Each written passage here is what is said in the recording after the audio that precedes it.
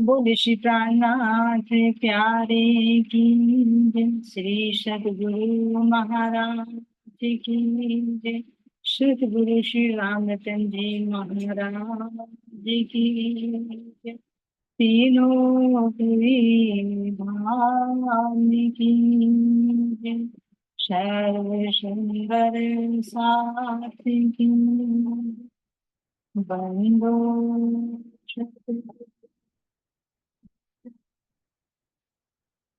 करुष प्रेम परिणाम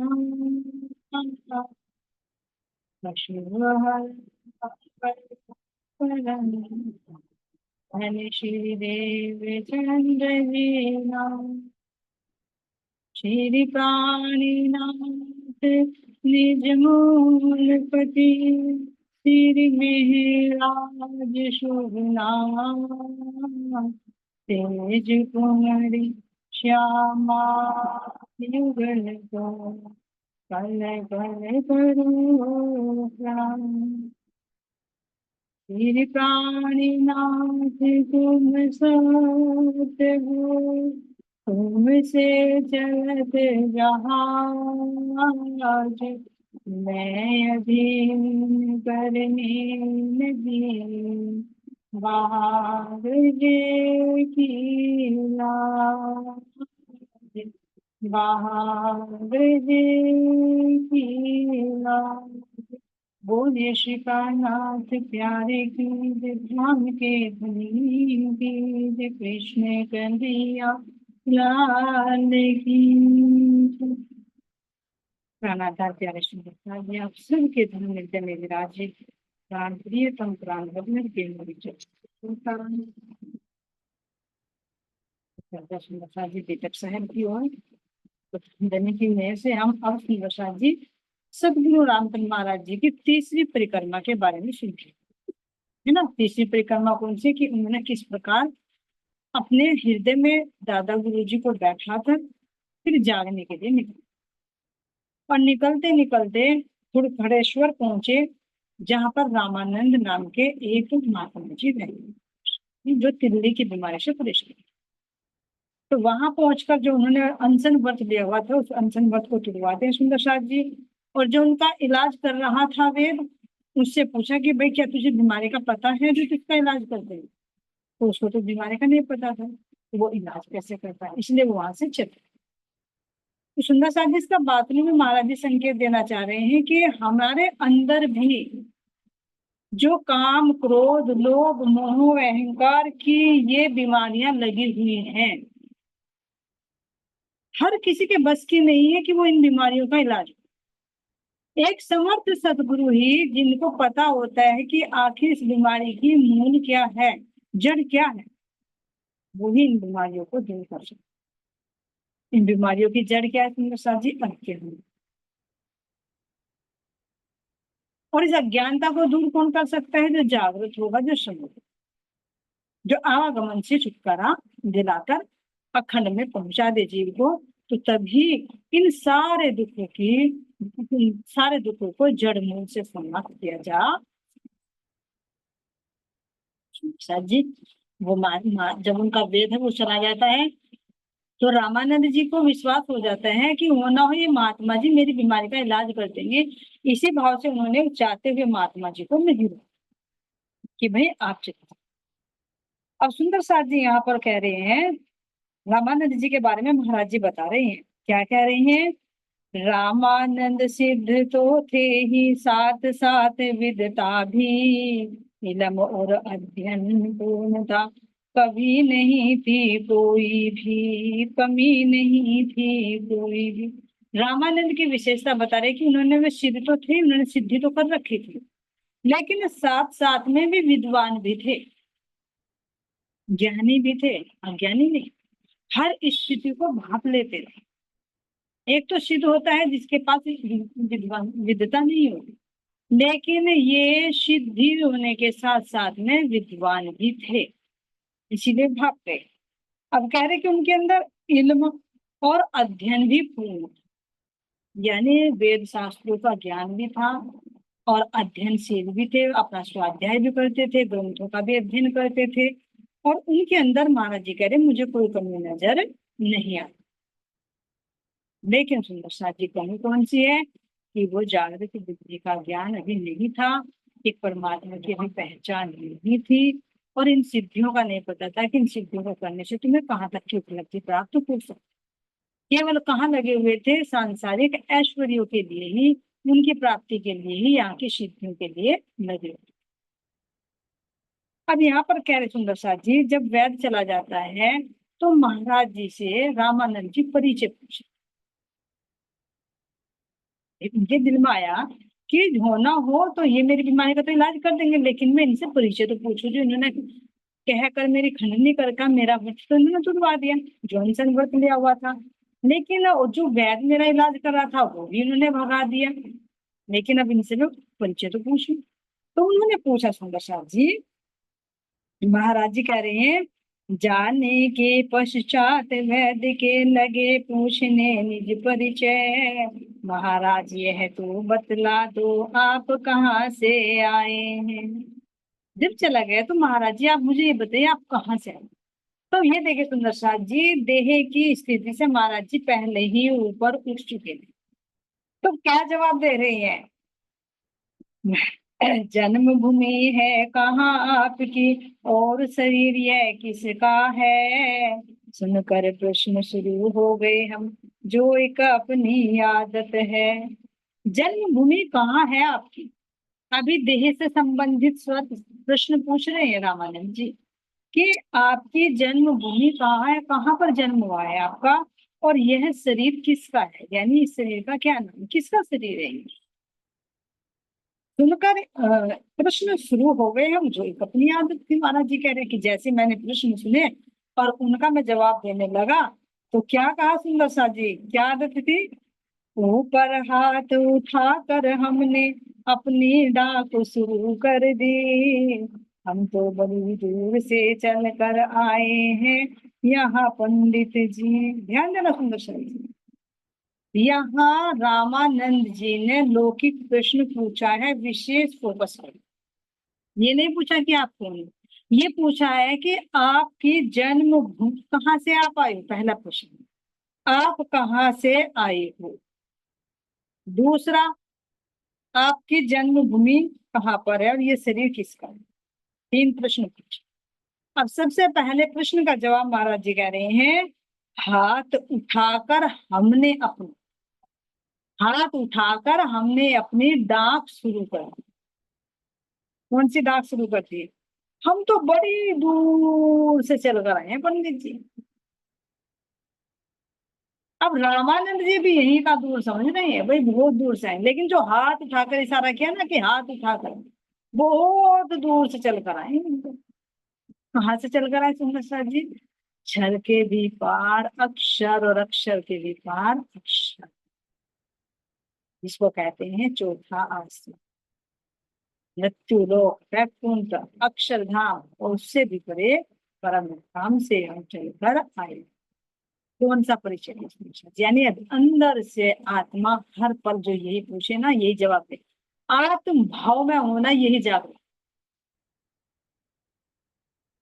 लोग भले ही बाहर से प्रश्न पूछे लेकिन हम अंदर से जवाब दे, हमारे वहीं रहे तो ध्यान देना। बाहर के तो भले ही मजाक उड़ाए, है ना, कुछ भी मैं तो ऐसी आदत बन गई है, कुछ भी आता है तो बच्चे भी तो यही रिपीट लगा लेते, कुछ कहे अरे बेटा वो कहाँ रखा है तो कल में याद करो सो साहित्य सो हंसने मांग या खेल, अपने आप ही मेरे कहते हैं ना याद करो, याद करते एकदम मोर मिलावा शुरू हो जाता है, याद करो सो साहित्य, क्यों ना पता लग गया मम्मी यही बोलेगी, कॉपी करने के लिए भले ही कैसे भी, लेकिन ध्यान तो जाना लगा। कुछ भी कहेंगे अरे याद करो तो साहित्य सो हंसने मांग या खेल, तो एक देखे तुमने साथ जी वो हैबिट बन गई। तो आत्म भाव में रहना ही जागृति है कि कोई भी कार्य कर रहे हैं लेकिन हमारी दृष्टि वहां, तो बड़ी खुशी हुई, भले ही कॉपी कर रहे हैं लेकिन कम से कम एक शब्द तो हुआ। फिर कंपटीशन हो जाता है कि एक ही लाइन में नहीं आती, दूसरी तो है ही नहीं, अब लगातार करके कभी कोई पकड़ा जाए बोलने से पहले वो दूसरी लाइन भी याद कर ली। तो ऐसे सुंदर साथ जी महाराज जी देखो आत्म भाव में ही रहकर, आत्म भाव क्या है, यहाँ तो साक्षात राज जी महाराज जी विराज। अपना परिचय दे रहे हैं। भाई पूछा ना कि आप कौन हो, कहाँ से आए हो, तो हम तो भाई बड़ी दूर से आए हैं। उस हाथ का इशारा नहीं समझा जो हाथ ऊपर से कह रहे हैं। अ, हाथ ऊपर उठाकर हमने अपनी डाक शुरू कर दी। नॉन स्टॉप बोलते रहना, बोलते रहना, बोलते रहना, है ना। हम तो बड़ी दूर से चल कर आए हैं पंडित जी, और चले आए दुख ग्रसित प्राणियों को रखकर इस दुनिया में। देखिए सुनिए, साहेब आए इंजमी कारज करने तीन, झगड़ा समन का मेटन दुनिया या दीन। ये तो बताए सुंदर साहब, कैसा भी झगड़ा, कैसे भी दुख में फंसे हुए लोग। तो महाराज जी कह रहे कि हम यहाँ दुखियों को दुखी देखकर उनके दुख दूर करने के लिए हम यहाँ पर आए हैं, इस दुनिया में, इस द्वैत की दुनिया, स्वलीला अद्वैत से अद्वैत के ब्रह्मांड को क्रॉस करके इस द्वैत में आए हैं, दुनिया के दुखों को दूर करने के लिए आए। तो विशेषकर ब्रह्मात्माओं के सुंदर साहब अपनी रूहों के लिए आए हैं, लेकिन जब कोई अधिपति आता है तो छोटों को भी कुछ ना कुछ तो उपहार मिल ही जाएंगे। तो जीवों का भी उद्धार हो गया सुंदर साहब यहाँ पर कह रहे हैं। सोचा चलो विचारों का चल करके कुछ उद्धार करे। महाराज जी कह रहे हैं हमने सोचा चलो भाई बेचारे हैं, है ना, दुख सुख में कितने 84 लाख योनियों में भटक रहे हैं ज्ञान, तो चले क्यों ना चलकर हम उनका उद्धार करें। हम तो इसलिए आए हैं, बड़ी दूर से आए हैं। छुटकारा पा जाए अगर इस दुनिया से तो अच्छा है, दुनिया यह कल्याण प्राप्त कर ले अपनी यह है इच्छा है। ध्यान रखना चाहिए, छुटकारा पा जाए इस दुनिया से तो अच्छा है। किसके लिए कह रही, जो जीव इस दुखों के संसार में आवागमन में फंसे हुए हैं, महाराज जी उनकी इस दयनीय अवस्था को देख रहे हैं, और देख कर अंदर में दया भाव आ रहा है कि मेरी इच्छा है कि ये इस दुनिया से छुटकारा पा जाए। लेकिन जीव अज्ञानता में बार बार बार बार इसी में ही गोते लगाता रहता है। क्यों? क्योंकि उसको अखंड का पता ही नहीं, उसको आनंद का पता ही नहीं कि आनंद क्या चीज है। ये कहे कि अगर एक सुंदर साथी अगर एक पीर है वो गंदगी में पड़ा रहता है, उसे पता ही नहीं कि तुझे स्वच्छता में भी पड़ना चाहिए, कोई अच्छे डल्लब के भी गद्दे होते हैं, मखमली गद्दे होते हैं, तुझे अच्छा भी खाना मिलता है, उसे पता नहीं तो वो गंदगी में लेटा हुआ गंदगी खाता खाता वही स्वर्ग समझता है अपने को, क्योंकि उसे पता ही नहीं। अगर उसे पता लगे तो वो उसको छोड़े भी। यही कारण है कि जीव को पता ही नहीं कि तुझे अखंड मुक्ति मिल सकती है बेहद मंडल में, जहां तो हमेशा हमेशा इन दुखों से छुटकारा पा सकते थे, उसको पता ही नहीं। तो वो यही दुख और सुख को ही आनंद समझता रहता है, और बार बार बार बार इसी को पाने के लिए गोते लगाता रहता है इसमें। मुझे यहाँ से सुख मिल जाए, यहाँ से सुख मिल जाए, लेकिन उसको नहीं। सोचता है शादी कर लूं पत्नी से सुख मिलेगा, मिलता क्या है। सोचेगा बहुत अच्छा ज्यादा से ज्यादा धन कमा लूं, आखिर में मिलेगा क्या। मेरे अच्छे बेटे हो जाए, अगर एक दिन नालायक निकल गया तो बदले में क्या निकल मिलेगा। तो कुछ भी देखे सुंदर शाह जी, यहाँ दुखालय ही है, तो हर एक चीज के साथ में दुख लगा ही लगा हुआ, क्योंकि जब यहाँ आनंद है ही नहीं तो मिलेगा क्या। भ्रम बस उसी सुख को ही, जो क्षणिक होता है दुख का अभाव, जो सुख होता है उसको ही आनंद से लगता है, और इसी की तरफ को बार बार बार बार भागते इसको प्राप्त करने के लिए। भागता है वही मर्ग तृष्णा की बात सुंदर सा जी, जैसे हिरन दौड़ता है कि मुझे यहाँ पानी मिल जाए, यहाँ पानी मिल जाए, लेकिन वो तो भ्रम होता है। इसी तरह से जीव सोचता है मुझे यहाँ से सुख मिल जाए, यहाँ से सुख मिल जाए, लेकिन हाथ पल्ले से कुछ भी नहीं, खाली दौड़ दौड़ कर ही रह जाए। तो महाराज जी इस अवस्था को देख रहे हैं, लेकिन जीवों को वो दिखाई नहीं दे रहे। तो इसलिए कह रहे हैं कि भाई हम तो जीवों का उद्धार करने के लिए आए हैं, यदि दुनिया से कल्याण प्राप्त कर ले, ये हमारी इच्छा, इस दुनिया का कल्याण इच्छा। अब यहाँ कह रहे थे दशरथ जी, इस प्रकार की डाक छोड़ दी हमने अपनी अंधाधुंध। ये तो महाराज जी ने थोड़ी सी लाइन लिखी है,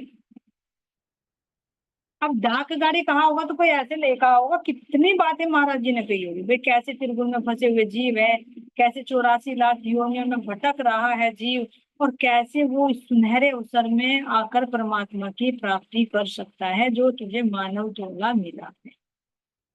तो भैया हम तो इन दुखी जीवों को देखकर इनका उद्धार करने के लिए बहुत दूर से चले।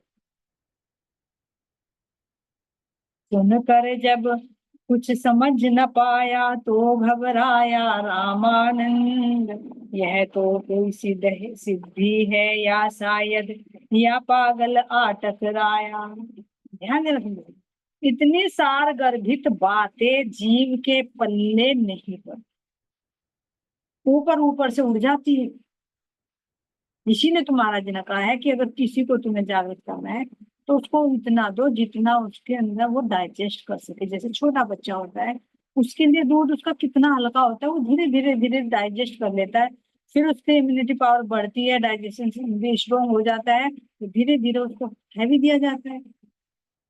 इसी तरह से सुंदर शाह जी, हम अगर एक जो स्टार्टिंग में चल रहा है उसके अंदर कैपेसिटी नहीं हो, कितना हमारे ज्ञान, तो तुम एकदम उड़ाना चाहो तो उसके हाथ पल्ले कुछ नहीं आएगा ऊपर से। और सही पूछे तो बदले में क्या उपहार देखा जाएगा, या तो तुम्हें पागल बता देगा, तुम्हारी चर्चा को बकवास।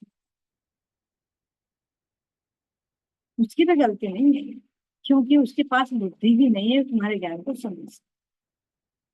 ये तो तुम साथ अपने आप को प्रैक्टिकल करके दे, किसी और की नहीं, अपने दे।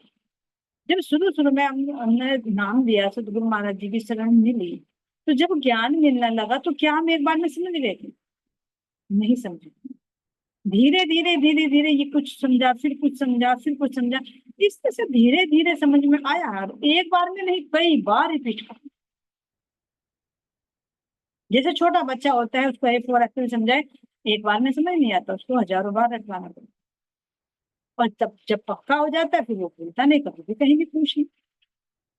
ऐसे ही जर्नी होती है। तो यहाँ अभी रामानंद जी ने तो फर्स्ट टाइम सुना, तो कह रहे कि उसके हाथ बंदे तो कुछ भी नहीं लगा, और सुनकर वो समझ नहीं पाया, उल्टा क्या हुआ, वो घबरा गया। क्या घबरा गया?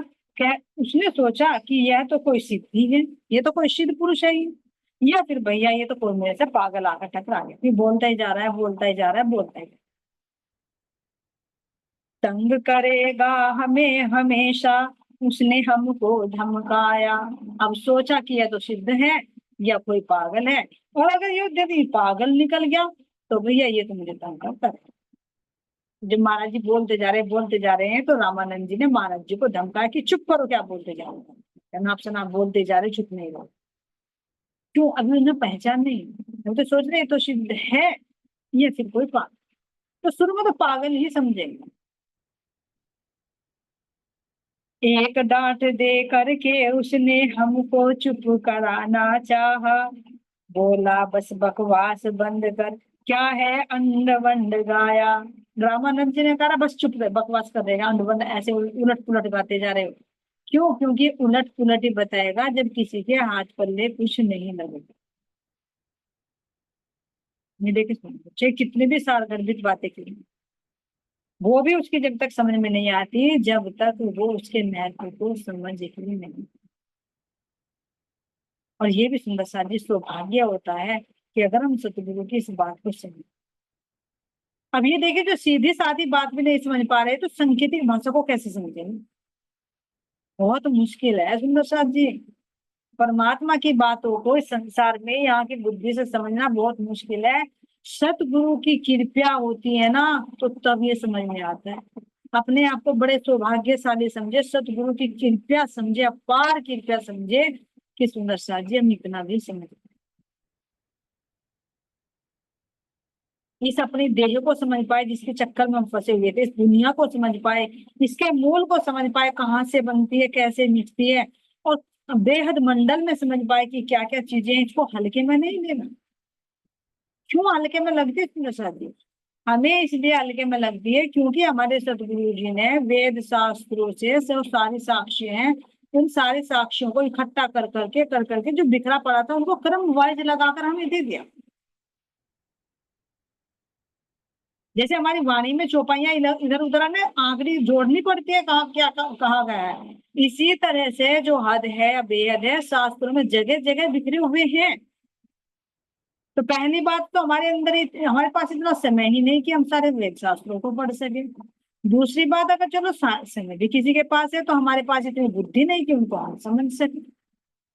तो वो तो सतगुरु महाराज जी ने, खुद राज जी महाराज जी ने सतगुरु जी के अंदर बैठ कर इन वेद शास्त्रों में जो बिखरे पड़े संकेत हैं, उन संकेतों को इकट्ठा किया, इकट्ठा करके कर्म वाइज लगा के हमें बता दिया कि देखो ये 14 लोक ब्रह्मांड है, इससे ऊपर कैसे परनव ब्रह्म है, इससे ऊपर कैसे तुम्हारा काल निरंजन है, कैसे तुम्हारा नित्य वैकुंठ है, कहाँ चिदानंद लहरी, कहाँ अखंड ब्रज रास है, कहाँ सत्संग रूप है, कहाँ केवल धाम है, और कहाँ तुम्हारा परम है। तो शोध में ले सुन, यानी नीचे पाताल से लेकर परम धाम तक के पूरी हमें कैसे समझा दिया, क्योंकि वो कर्म वाइज लगा के थे। जैसे होता है ना, रसोई में सारी चीजें रखी हैं और माँ क्या करती है, उसको भोजन को तैयार करती है, तैयार करके प्लेट में सजा कर दे दिया कि खा लोगे। तो कितना सरल है, उसमें नहीं पता क्या क्या मसाले पड़े और कहाँ कहाँ रखे थे, कहाँ कहाँ से इकट्ठा करके लेकर आए, कितनी मेहनत लगी होगी अन्न को उगाने में, उगाने में, फिर उनको लाकर बनाने में बहुत टाइम लगता है।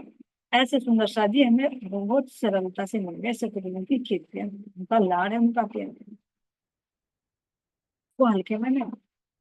नहीं तो इसीलिए तो जिनके पास ये तारतम ज्ञान नहीं है, बड़े से बड़े ज्ञानी भी सुंदर साथ जी इन रहस्यों को नहीं खोल पाते, उलझ कर रह जाते हैं कि कहाँ पर क्या कहा गया है, कहाँ पर क्या कहा गया है। और यही घट देखा ना हरिद्वार के प्रसंग में, जब महाराज जी शास्त्र आते, जब देखा भाई हाँ साक्षी तो हमारे शास्त्रों से ये सब, तो सब नतमस्तक हो गए, नहीं तो मानने वाले नहीं थे तो साक्षी ना देते। इसीलिए तो विजय विनंदन बुद्ध निष्कलंक घोषित कर दिया। बड़े बड़े ज्ञानी महारथी थे, ऐसे थोड़े कि कोई ऐसे अनपढ़ घास कट्टू खड़े थे वहां पर, पहले उनका परिचय लिया। तो ये विचार करें कि कितना अखंड ज्ञान हमारे पास में, जिसको हम बहुत सरलता से अध्ययन नहीं करते, ये सदगुरु की कृपा। और जब तक ये समझ में नहीं आता तब तक ये बकवास लगती। तो रामानंद जी के साथ में ऐसा ही हो रहा है। उन्होंने महाराज जी को धमकाया, देखो जो अखंड ज्ञान मिल रहा है वो दे रहे, उसको धमका रहे हैं, कह रहे क्या अनबन गाते जा रहे हैं, चुप रहो। क्यों? क्योंकि सोच रहे कि ये तो पागल है और तुझे परेशान कर। अब यहाँ कह रहे हैं, तब जवाब दे करके बोले, कुछ पहचान कौन है देख, पर तेरी तो फूट रही है, दिख रहा है केवल वेश। महाराज जी थोड़े ना चुप होने वाले। जैसे उन्होंने धमकाया, धमका के कहा चुप करो, क्या बकवास कर रहे हो, अनबन गाते जा रहे हो, उल्टा सीधा गाते जा रहे हो। तो महाराज जी ने कहा कि मैंने भी दे कहा, कहा जवाब देकर बोला, कुछ पहचान कर देख, कौन बोला है तेरे सामने। देखो सुंदर साथ जी, जब किस्मत फूटी होती है ना, सीधे शब्दों को भी नहीं सुन। महाराज जी ने संकेत दे दिया, कुछ पहचान कौन है देख, कौन बैठे हैं सदगुरु के रूप में, साक्षात रामधनी पूर्ण ब्रह्म परमात्मा, जिनके लिए बड़े बड़े ऋषि मुनि तप करते करते हार गए, वे भी नेति नेति कहकर हार गए सुंदर साथ जी, लेकिन उस परमात्मा का पार नहीं पा पाए। और आज वे बैठकर, रामानंद जी का बड़ा सौभाग्य है कि उनके पास में आए और उन्हें बैठकर समझा रही हैं, लेकिन वो समझ नहीं पा रहा। साक्षात कह रहे हैं कि पहचान कर देख कौन बोले। ये विद्या सूची, भले ही हम तन को देखें, भले देखो तुम आकार को, पर देखो अंदर का तेज। लेकिन हमारी दृष्टि शरीर पर रहती है। अरे ये तो मेरा पड़ोसी है, ये तो मेरी पड़ोसन है, अरे ये तो मेरी पत्नी है, अरे ये तो मेरी माँ है, ये तो मेरी बहन है। यहाँ तक दृष्टि रह जाती है सुदर्शन में। अब इसकी दृष्टि क्या गई, ये तो पागल है, हम तुझे परेशान करेगा, चुप कर इसको। लेकिन महाराज जी ने तुरंत जवाब दे दिया, पहचान कर कौन है देख, अंदर में कौन बोल रहा है। लेकिन महाराज जी कह रही हैं, पर तेरी तो फूट रही है, दिख रहा है केवल वेश, तेरी तो फूट रही है। कौन सी फूट है सुंदर साजी, आत्मा के नेत्र नहीं है, तो आत्मा से अंधा, और अंदर वाला आत्मा की दृष्टि से दिखाई देता है, जाहिरा नेत्रों से केवल तन दिखाई, भेष दिखाई। तो महाराज जी ने क्लियर कह दिया कि तेरी तो अंदर की तो फूटी हुई है, बाहर की आंख खुली हुई है। वही, इसमें साथ ध्यान देना, वही है कि 14 लोकों से बड़ा ये जो गधा है, इस गधे पर जो सवारी कर रहा है वो कान्हा है। काने गधे पर दज्जाल का प्रकट होना यही है कयामत के 7 निशानों में से। जिसके एक आंख खराब है, यानी जाहिरा दृष्टि तो खुली हुई है लेकिन बातनी दृष्टि छिपी हुई। अगर यदि हमारा स्वभाव ऐसा है, हम केवल तन तन को देखते हैं, तो सुंदर साथ जी वो काना गधा ना, वो काना दज्जाल वो हम ही है।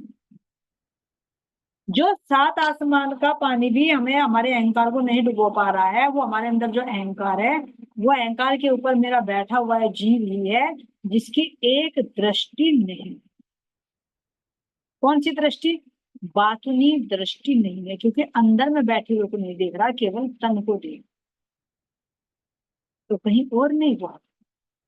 और अगर हमें दिख रहा है कि मेरा जीव बाहर बाहर का देख रहा है, तो समझ ले दज्जाल है, तो उसको वही खत्म कर। भले देखो तुम आकार को, करते तुम बताते नहीं। यहाँ महाराज जी दिखा रही है, भाई तेरी तो फूटी हुई है, तुझे तो केवल बाहर का भेष भेष ही दिखाई पड़े। तब तुम केवल मल के कीड़े हो, जीव सृष्टि हो मामूली। भाई तू तो मल का कीड़ा है। मल का कीड़ा जैसे गंदगी का कीड़ा होता है ना, गंदगी कोई खाता है, खाता खाता खाता खाता, अगर उसको वो गंदगी छुड़ाना चाहे तो भी नहीं छोड़ता, फिर उसी में जाकर मुंह मारता। इसी तरह से जीव की जीव सृष्टि कह रहे हैं, जीव सृष्टि वो मामूली, जैसे आम खलक कहते हैं ना जिसको, तो ऐसा जीव मन का कीड़ा कितना गंदगी का होता है तुम बताओ। और हम कितनी नफरत करते हैं गंदगी से, हम कितनी नफरत करते हैं, अरे हटाओ हटाओ। लेकिन ध्यान देना, अगर हम इसी अवस्था में रहे, इसी गंदगी में रहते रहे, हम गंदगी को खाते रहे, तो कभी हम भी इस गंदगी में कीड़ा बनकर रहे होंगे, रहेंगे आगे। 84 लाख योनियों में ये भी योनि आती है सुंदर सी। हम जीव जंतुओं से, जैसे सुकर हुआ कुकर हुआ, इनसे निम्न जाति है बिल्कुल, है ना। कितनी नफरत करते हैं जाति सुंदर सा, ये सबसे निम्न योनिया, सबसे गंदे जीव। हम भी कभी इनके गर्भ में रहे होंगे, इनका दुग्ध पान किया होगा, ये देखो कितनी गंदगी में रहे होंगे। ऐसे महाराज जी में दिखा रहे हैं कि हम ये जो जीव है, ये कितनी योनियों में भटक भटक कर इसको ये सुनहरा मानव तन मिला है, जिसके माध्यम से 84 लाख योनियों से छुटकारा पा सका। और नहीं तो जिनसे हम नफरत कर रहे हैं, उनमें हमें जाना पड़ेगा, पहले भी गुजर आए और आगे भी हमें जाना पड़ेगा। क्यों सुंदर साथी? क्योंकि ये सारा संसार गंदगी है, हम गंदगी के ही कीड़े बने जब तक हम जीव भाव में हैं। और जीव क्या करता है? गंदगी का ही पान करता है, गंदगी में ही रहता है। तो ये विचार करें कितना गोल्डन चांस हमारे लिए है कि हमें ये मानव चोला मिला हुआ है, जिसमें हम सतगुरु को प्राप्त करके अपना उद्धार कर सकते हैं। अन्यथा फिर ये 84 लाख योनियों में आने से कोई नहीं रोक सकता, हम खुद नहीं रुक पाए। क्यों? क्योंकि सारी योनियों के वृत्ति हमारे अंदर है। सांप की तरह फुंकार हम मारते रहते तो विषैले सांप बने। चाहिए ना कुछ करने के लिए जो चेतना है, तो क्या करेगा? उसको या तो परमात्मा की भक्ति करेगा, या फिर इधर उधर की गाएगा। और इधर उधर की गाएगा तो फिर उसका तो फल सबको ही पता है क्या मिलना है। तो सुंदर साथ जी इन बुराइयों से बचने के लिए एक सतगुरु का ही आसरा है।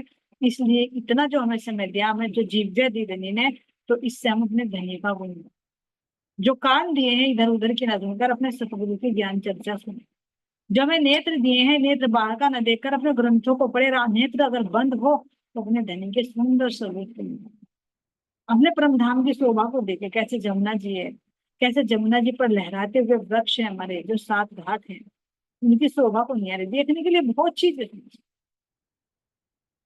तो इन इंद्रियों को हम कहाँ लगा सकते हैं? और कहाँ लगाए जाते हैं, किसके कारण? आपके। महाराज जी कह रहे हैं कि हम तो मल के कीड़े हैं, हमारे तो जीव सृष्टि मामूली सी है, तुम हरगिज पहचान न कर सकते हो अंदर खाली थे।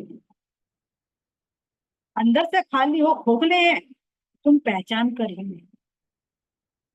कैसे सुंदर साथ जी अंदर से खोखले? क्योंकि ये ना मैं पता कि मैं कौन हूँ, ना ये पता दुनिया कैसे बनी है, क्यों बनी है, कहाँ है, मेरा अपना कौन है, कुछ नहीं। अंदर से खोखले।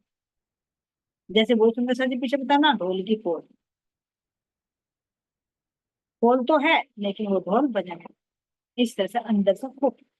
तो अंदर से खोखले नहीं होना, बाहर से तो अपना परिचय है, भाई मैं मुकेश हूँ, है ना, मेरा घर ये है, मेरी माता जी का नाम ये है, मेरे पति का नाम ये है, मेरे बच्चे हैं, ये तो पता है। लेकिन ये तो सब मिटने वाला है। न तो कभी मुकेश थी, न कभी आगे रहेगी। कहीं जन्मभूमि हुई है वो भी नहीं है, क्योंकि जब तन मिट जाएगा तो फिर कहाँ की जन्मभूमि रही। शरीर के अंत होते ही सब कुछ अंत, सब रिश्ते नाते सब, कुछ नहीं रहे। तो आखिर ये क्या, मैं तो अंदर से तो फिर खोखली रही ना, पता ही नहीं लगा कि मैं कौन हूँ। लेकिन अपनी पहचान होनी चाहिए कि मैं कौन हूँ। मुझे पता लग गया 5 तत्वों से तन बना हुआ है, इसका जन्मभूमि यहाँ पर हुई है, लेकिन बना है तो मिट जाएगा, एंड हो जाएगा।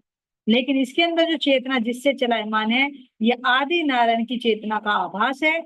और इसके ऊपर बैठी हुई मैं सूरता हूँ, जो सूरता मैं भी धामधनी के हुक्म से बनी हुई हूँ। मेरे प्राण प्रियतम ने खुद, जो मैं परात्म हूँ, मेरा नाम रूप शोभा श्रृंगार सब लेकर इस जीव के ऊपर डाला। और वो मैं दृष्टा भी मैं नहीं हूँ, वो भी मेरे धनी का हुक्म है। मैं तो सही पूछे, जो मैं हूँ मैं तो पराक्रम हूँ, जो अपने धनी के चरणों में मेरे मिलन में।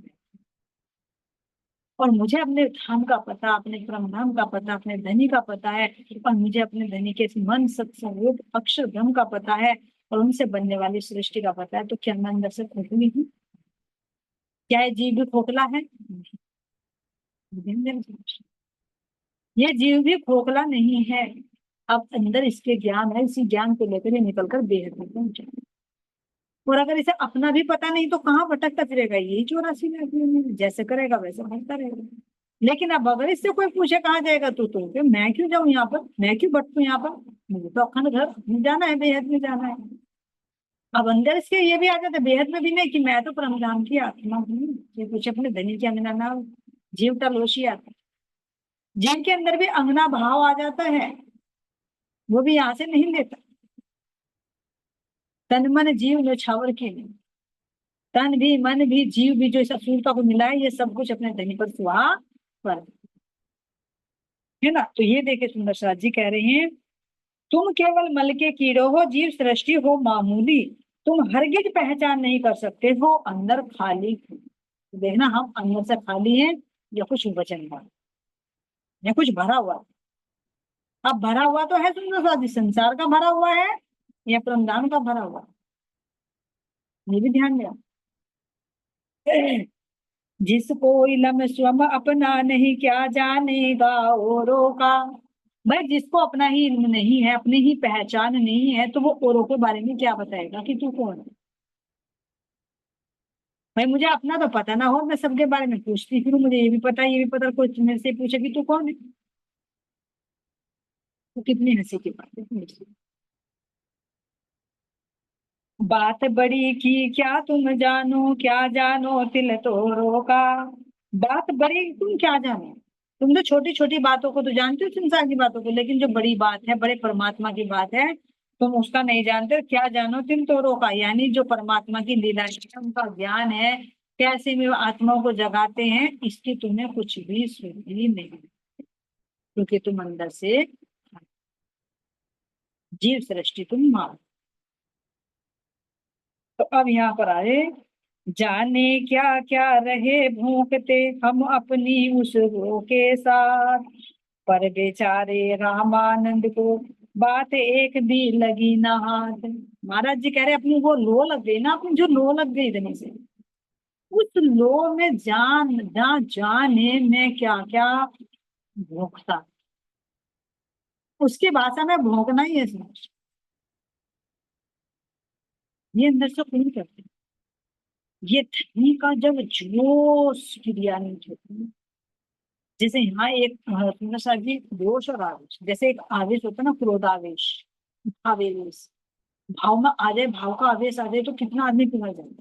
क्रोध आ जाए तो उसके मुंह से क्या क्या निकलता है उसे पता नहीं लगता। अगर गलत समय हो जाते बाद में पश्चाताप करते हैं, तुमने जोश में आकर गलत कही, मैं तभी तो कहा ना कि क्रोध में सच्चाई निकल गया। या कोई ड्रिंक कर लेता, ज्यादा नशा चढ़ जाते तो वो भी पता नहीं क्या कर, लेकिन बात सकते हैं, भूल जाते। अब ये तो सुंदर साथ जी यहाँ माया के ही आवेश है, लेकिन जहां पर धर्म का आवेश, वो क्या क्या बोल रहे हैं और क्या स्पीड होगी जब जोश आए, रोक नहीं पाओ। जैसे उबलता हुआ दूध होता ना, उबलते हुए दूध में अगर उबाल आ जाए फिर उसको तुम रोक नहीं पाओ, बहुत टाइम ले लेता है। इसीलिए तो डाक गाड़ी बोलते हैं महाराज जी। जब अंदर से आवेश कार्य करता है ना तो वो रोका नहीं सकता। और ऐसा ही नहीं, हर बात का जवाब भी देता है अंदर से। तो ये देखिए, तो यहाँ कह रहे महाराज जी कि मैं न जाने क्या क्या भोगता रहा अपनी उस लोन के साथ, लेकिन बेचारे रामानंद को कुछ भी वह खाने का खा। अब यहाँ पर कह रही है, पिंड किस तरह छूटे इससे इतनी बात सोचता था। उसके दिमाग में क्या बात चल रही है कि मैं इससे कैसे पिंड छुड़ाऊं, कैसे पीछा छुड़ाऊं मैं इससे, है ना। आ लिपटा दीवाना कोई कैसे छूटे खोजता। ये तो कोई दीवाना है जो मुझसे आ लिपट गया है, तो मैं इससे कैसे पीछा छुड़ाऊं ये सोचती हूँ। आगे का क्वेश्चन अगली मीटिंग में लेंगे के लिए। बोले श्री प्राणनाथ प्यारे की जय, श्री सतगुरु महाराज की जय, राम देव की जय।